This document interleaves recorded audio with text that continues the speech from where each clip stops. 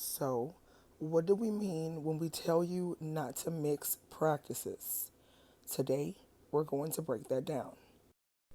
So, when you have various practices and various traditions, you need to have boundaries put in place to separate each particular practice to prevent chaos.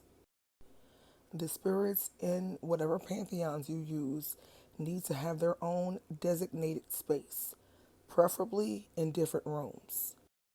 But if you are not able to use different rooms, you need to organize your space to where you can set everybody up and keep everything harmonious. For example, you might have to put your Orisha on one particular wall and put your Loi on a different wall. Or you might have to come up with shelves or some type of a private covered space to where everybody is comfortable and does not have any problems.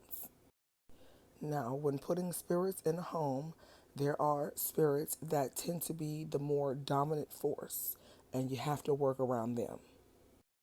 You might have to put some other spirits outside, in the basement, or in the garage, or somewhere else where you're not going to have any issues. Now, when it comes to doing spiritual work, rituals, or whatever inside of your home, you need to make sure that the ritual that you're doing corresponds with the pantheon that you're using. You should not be calling Loi for a Santeria ritual, or vice versa. Different spirits have different taboos. So if you're not properly educated on those taboos, you might want to hold off on doing certain things. And I'm going to hold your hand when I say this, but experimental magic does not belong in ATRs. Do what that spirit tells you to do and do that only.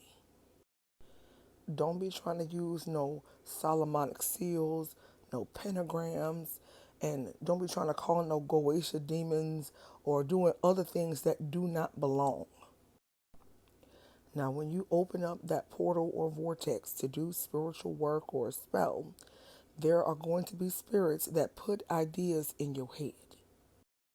And if your head is not consecrated, you may not know who the hell is talking to you at that time. It could be a trickster spirit that's sent to throw you off, or it could be another spirit that you have that's simply interjecting ideas because they don't respect the boundaries. Having multiple practices is not for beginners, and it's not for people who like to dip and dabble.